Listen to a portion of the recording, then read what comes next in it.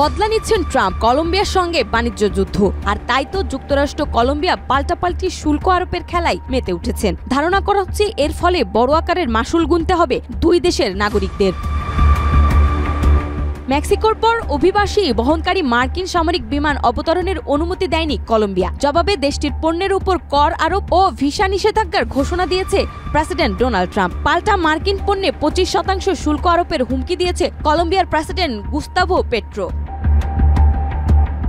যুক্তরাষ্ট্রের প্রেসিডেন্ট হিসেবে Donald Trump দায়িত্ব নেওয়ার পরই অভিবাসীদের বিরুদ্ধে কঠোর অবস্থা গ্রহণ করে তার প্রশাসন। শরণার্থী হিসেবে থাকার অনুমতি বাতিল হওয়ায় অনেককে নিজ দেশে ফেরত পাঠানো হচ্ছে। এক্ষেত্রে ব্যবহার করা হচ্ছে মার্কিন সামরিক বাহিনীর বিমান। 26 জানুয়ারি অভিবাসী বহনকারী দুটো বিমানকে অবতরণ করতে দেয়নি কলম্বিয়া। দেশটির প্রেসিডেন্ট গুস্তাভো পেট্রোর দাবি, শরণার্থীরা অনেক কষ্টে যুক্তরাষ্ট্রে প্রবেশ করেছিলেন, তাদেরকে অপরাধীর মতো দেশে ফেরত পাঠানো গ্রহণযোগ্য না।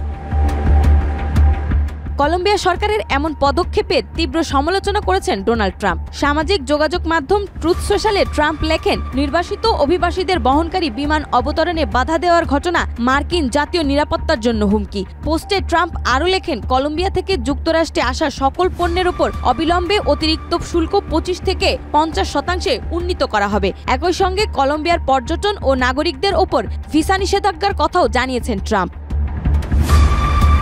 ট্রাম্পের হুমকির দ্রুত প্রতিক্রিয়া জানান লাতিন আমেরিকায় যুক্তরাষ্ট্রের তৃতীয় বৃহত্তম বাণিজ্যিক অংশীদার কলম্বিয়া। দেশটির প্রেসিডেন্ট গুস্তাভো পেট্রো বলেন, তিনিও যুক্তরাষ্ট্রের পণ্যের উপর 25% প্রতিশোধমূলক শুল্ক আরোপ করবেন। এই বিষয়ে ব্যবস্থা নিতে বাণিজ্য মন্ত্রীকে নির্দেশ দিয়েছেন তিনি।